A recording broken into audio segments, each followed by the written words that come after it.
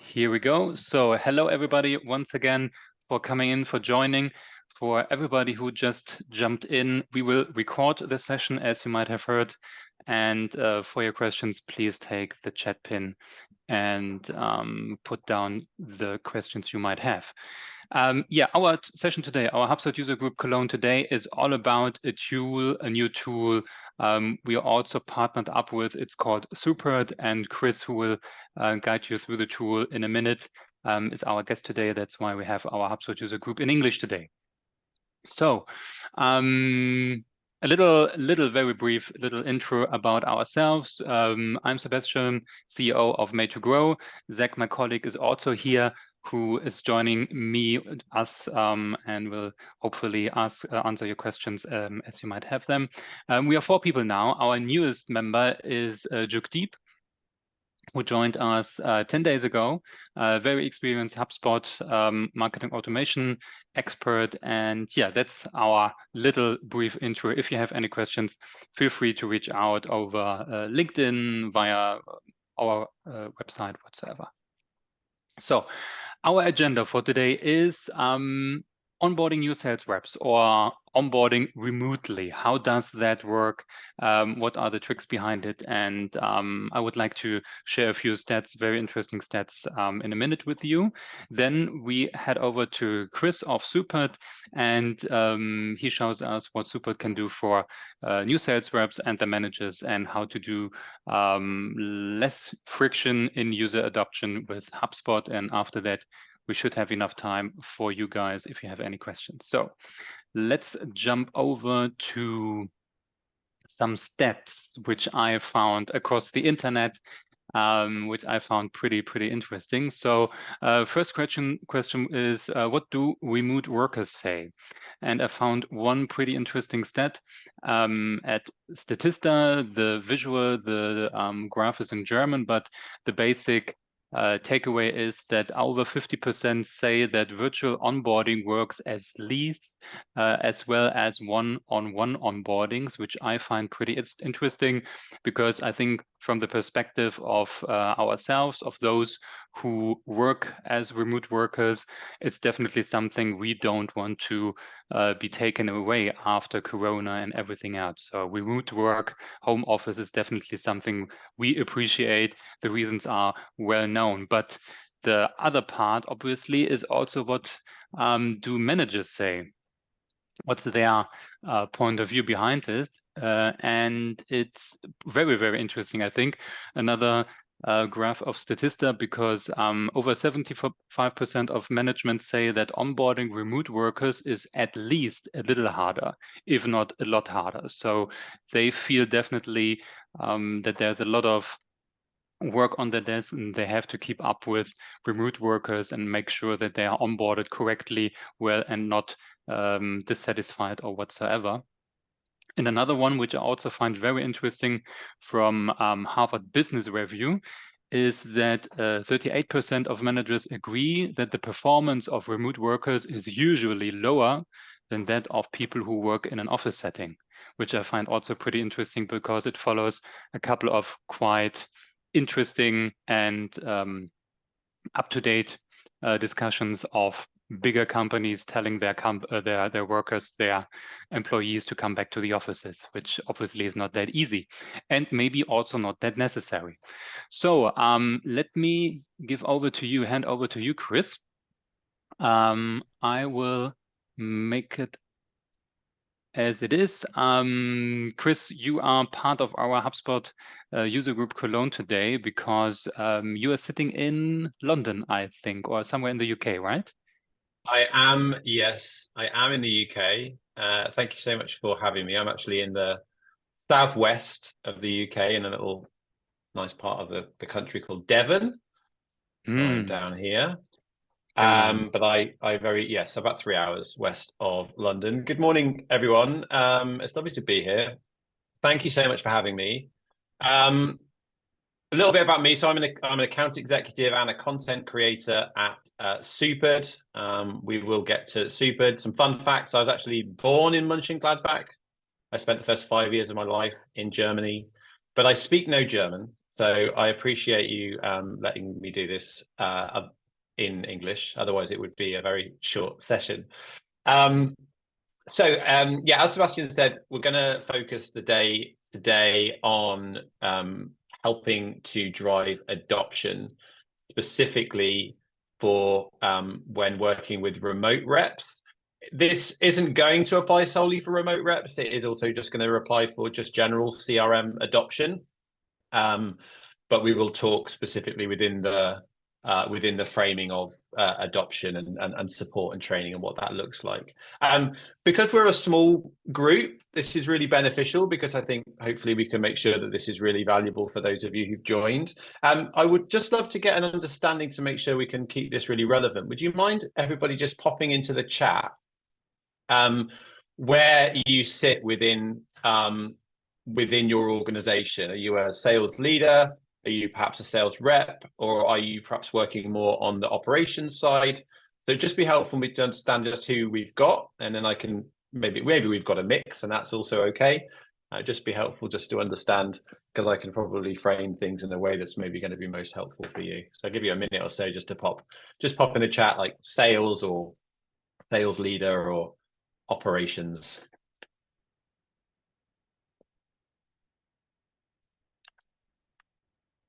Hopefully people are there. Sales lead, lovely.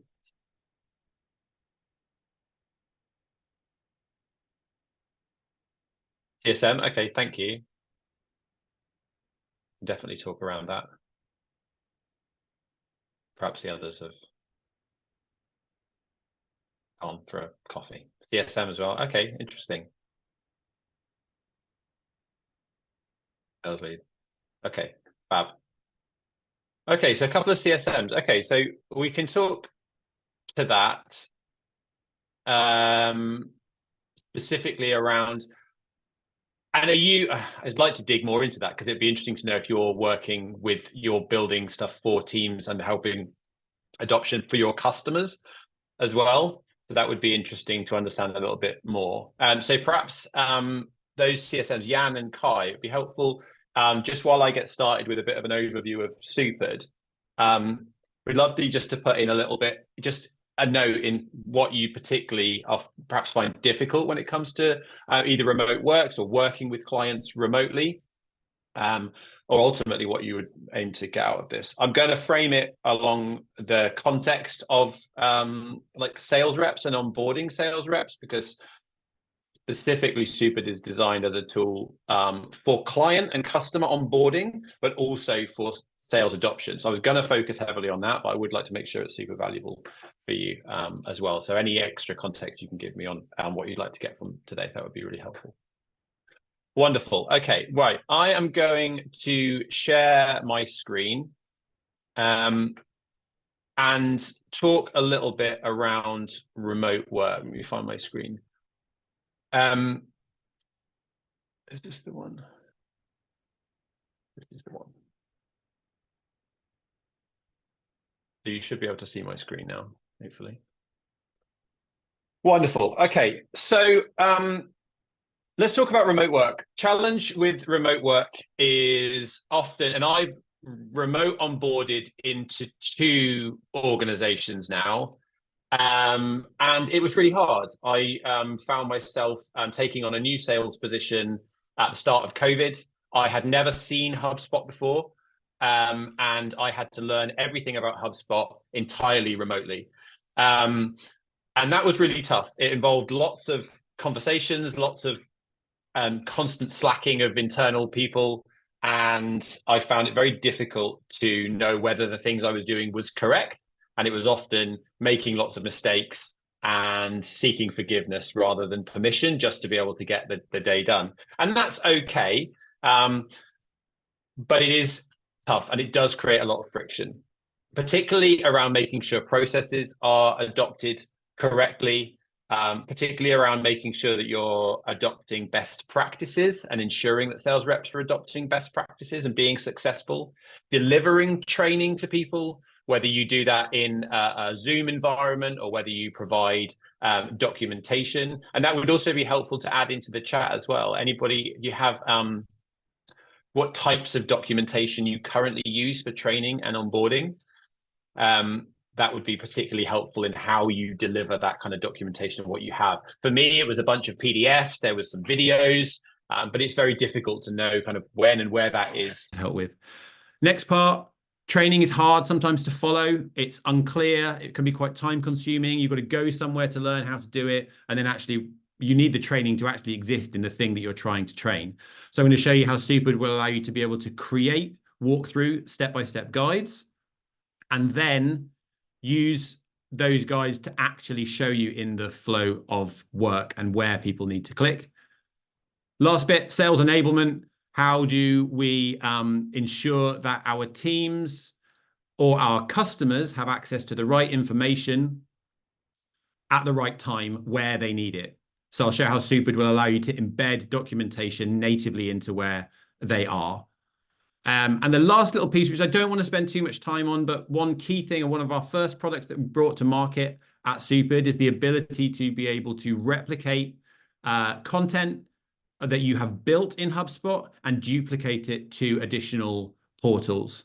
So if you are a CSM who is working in HubSpot and you are perhaps building things for clients in their HubSpot portals, perhaps you're consistently building the same things, or perhaps you benefit from deploying things like specific audits and dashboards. Supered allows you to be able to take something that you've built, your own intellectual property that you've built in HubSpot that you know really works, and rather than taking the time to rebuild that again in a client's portal, you can actually take, as you can see from this GIF here, you can take something that you've built, install a package of that build, and push it directly into a client's portal. Huge time-saving feature. I don't want to spend too much time on it because we are here to cover the other piece.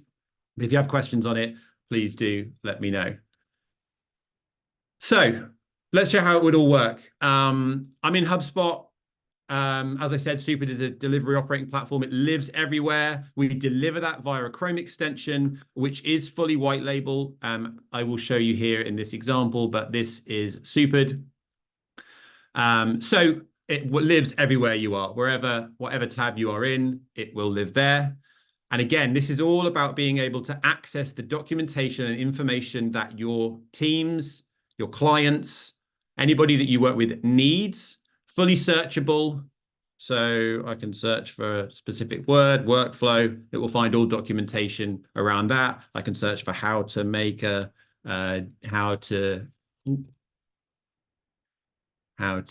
and we've got how to build a new workflow. So any documentation that you've created, fully searchable. Think of it like a knowledge base, a wiki, anything like that.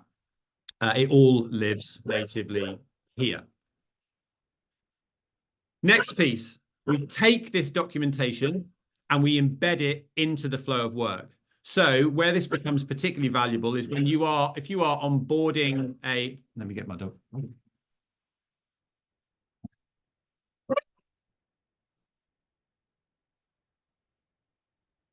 Sorry, folks. You can still hear me? Okay, wonderful. Just a quick update. My wife is now outside with the man and the ambulance is on its way. So we're okay. So let's take all this documentation. This is useful, but ultimately it's still time away. So any documentation that you have created can be transferred and hosted directly in HubSpot or anywhere. So what that looks like is we might have our CRM, and you can see here actually we've got lots of these little icons. These are fully customizable, but these icons are Supered cards. This could be your content. So in this case, it's just very top line. This is explaining what every single field is in HubSpot. We've created this HubSpot Basics package, which can be downloaded. You would create your own, or you could potentially use ours and Made to Grow as well. I've created a bunch of fantastic content, and you can install this. So as a new rep who's seeing HubSpot for the first time, I can actually get explainers on what everything is within HubSpot. But it goes deeper than that. You can actually go and create content that exists specifically for let's use an example, workflows, for example. So here I have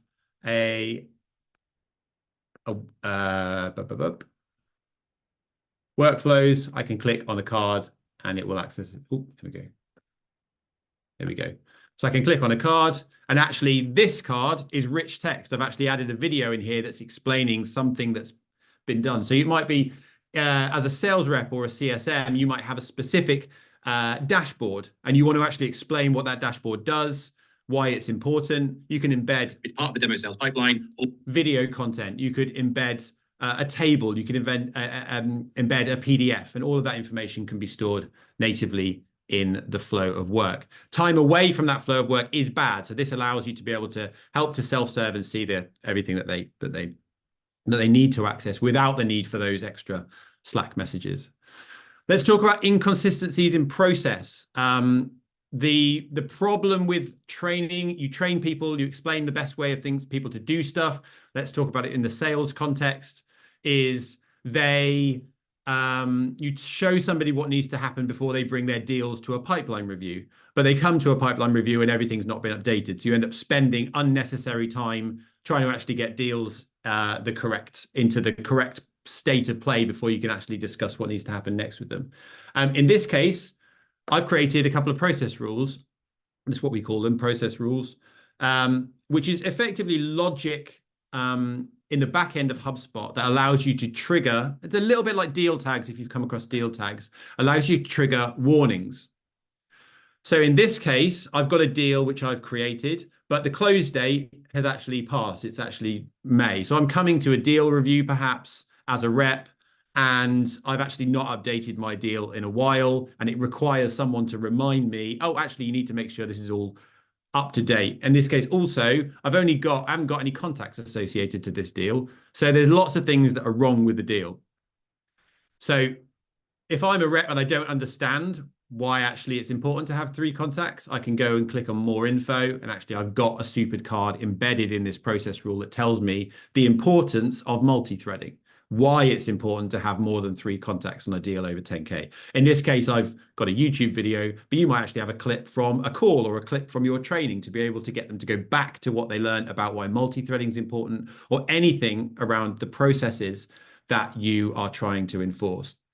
Our belief at Supered is that teams don't adopt platforms, they adopt processes. That's the important piece. You need to be able to adopt your process and ensure that everybody is consistently following that.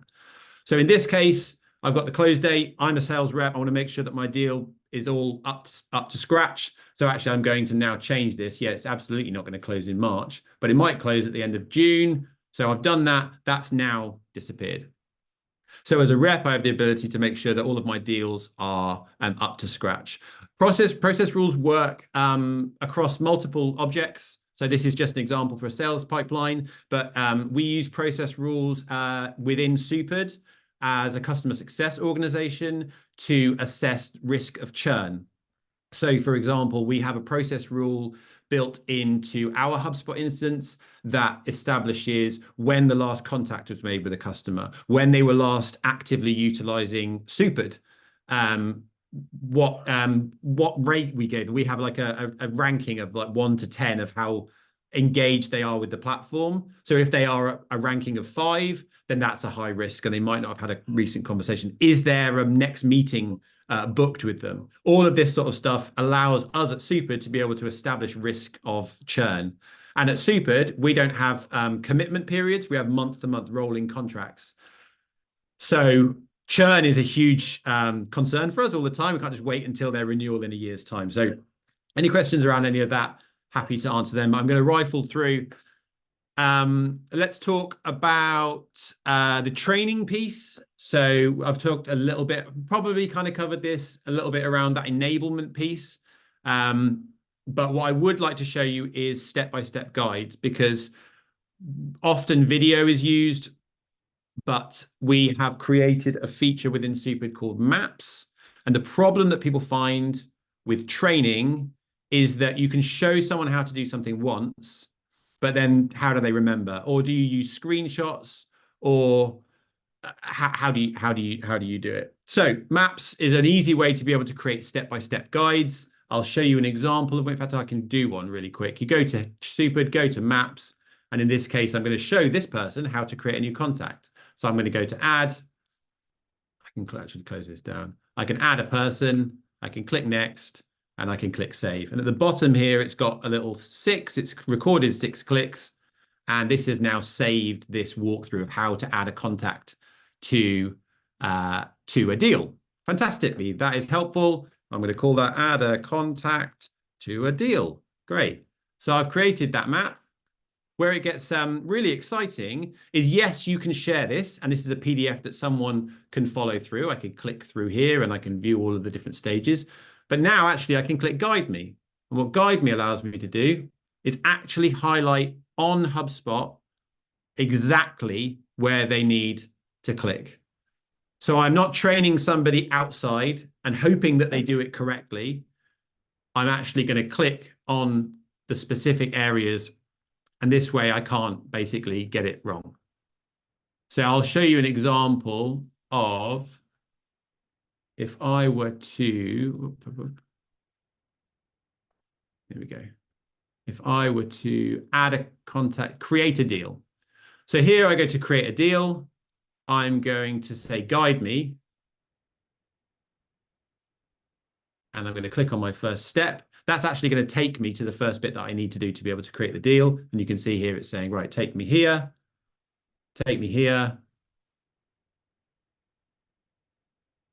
create deal, put in my deal name. Okay, deal. Oh, I was going to hit create, but no, I haven't. I need to put my amount, which is $1,000. Oh, and now I hit create. And that's it. It says it's complete, and I've created a deal. So a really great way to be able to enforce actually what the team are doing as they do it, rather than training them and getting them to do it separately. Super easy to create, super easy to share. And again, this also works across multiple platforms, and it works across multiple platforms. So you can have something that goes from HubSpot into LinkedIn, back out of LinkedIn, back into HubSpot. I'm conscious of time. I think that is probably everything that I wanted to show you. Worth being aware that all content is rich text. So any cards that are created can include video, can include PDFs, can include maps that have been created. And I will hand over, because we've got a small group, so I'd love to kind of dig into any specific questions that we've got from folks, and perhaps we can go into a little bit more detail on some other bits. Yeah, thank you very much, Chris. That was, I think, already a pretty good start from what I can say. I really love the map feature, which is quite new. I didn't work with it that much yet, but as you showed, it's really easy to set up and make sure that people do the right stuff at the right time. There are 2 or 3 things I think we can talk about a little bit more. Zach, you as one of our persons who is also in touch with our customers quite a lot. You said there are often pain points like user input, data accuracy, and process standards, and especially standardization, I think, is something where Superit helps a lot. Which I find really important is what you just showed, Chris, having the standardization and making sure that these pain points with user input inaccuracy is not happening so much. Do you have any other use cases where you say, okay, data input, because we as a service provider, as a HubSpot partner, are really keen on making sure that our customers have good data, which is sometimes not that easy because there's not that data input in place. Do you have any other use cases where you find Superit as a good tool to make sure that data input is accurate? Yeah, I think, I mean, process rules, which we covered, which is that logic in the back end, is the one that comes up most. The common pain that we're solving, folks, is that challenge where the person inputting the data, they're not doing it incorrectly on purpose. Yeah, they are doing it correctly, and maybe consistently have done it that way, and it's very difficult to know sometimes where the problem is stemming from. So process rules will create that enforced adoption or that enforcement of that process. But the other big key thing that we tend to see as well is that often clients might push back because something has been built, and then we assume that it is being used correctly, and then they will come back frustrated or annoyed that it's not working. And that's often because they haven't included specific fields that needed to be inputted that they forgot on the day that they trained on it. So process rules, utilizing lots of different types of content as well, because people learn differently. So including video content, explaining whatever the way that your clients and customers and teams best receive information, you can serve that up to them. Yeah. But flagging warnings in the deal record where they are is the easiest way, rather than coming to the later and realizing that there's been an issue. I find video also very, very important, because what I usually also try to do is to, for example, you just mentioned dashboards, reports. When we build dashboards and reports for marketing, for sales, for C-level, whatsoever, sometimes obviously it's not that easy to make them, to lead them in the right direction where you thought they should go, right? So you build all that fancy stuff and then they make a decision and you wonder, how did that come? So what I also usually like is to create a video and telling them, okay, if this number is that high, or if this is the direction where the graphs go, please consider this and that, in order to make them find their decisions on their own. And Jan, you also said that how to drive change in a remote setting, especially in traditional sales organizations, which I find also very, very interesting, because I know, Jan, you are from HubSpot, and you probably also have, as a remote worker, a lot of traditional sales people behind you or in front of you. But anyhow, how do you have, Chris, do you have any secret formula where you could say, okay, in order to drive change, and especially also within a HubSpot implementation, how do you enforce the things, the sales processes your sales teams are supposed to follow? Yeah, I think it's a tricky one, isn't it? Because adopting a tool like HubSpot, especially if they've come from a world where they, have a lot of their deals perhaps written down on paper, Excel or Excel. Excel, so it can be difficult to motivate people to change. I think Supered will help in being able to provide context as to the importance. So we covered it a little bit, but adding additional context as to why it's important to update stages, why it's important to have a number of contacts on the deal record, so that piece is important. The other thing that we didn't talk about, though, is using Supered as that kind of first point of call, because there's a Supered in the back end will look at analytics of cards that have been looked at, but what it will also do is save search history. So what becomes particularly useful is the ability to be able to encourage those team members who are perhaps reluctant to be inputting into it. Perhaps they can't find the information that they want or answers to the questions that they want. And what Supered will do in the back end is save those searches. So okay, it allows you to be able to assess where the knowledge gaps are, or where the function is, even if you haven't already created the enablement to be able to help to solve that problem. So that's really cool. You think you have all of the right processes in place, when in fact actually the problem is something over here. So encouraging those team members to, if they have a question, to start with going to Supered, either to search or to look for the answer, and if not, that search that they put in there will be served back up, and that means that operations and leadership can look at that and assess how to be able to resolve that problem. That's really, really cool. I didn't know that. Before coming to your question, Zach, I also had one, because this is something where I find, especially larger organizations with a lot of historical data or processes, documentation I find really, really hard, because you might have a Confluence, you might have this and that, and a lot of these really widespread documentation areas are just, I don't actually know which is the latest. And how do you work with this status? Do you say, okay, just take everything and talk to your sales team and find out what's best and put it into Superit?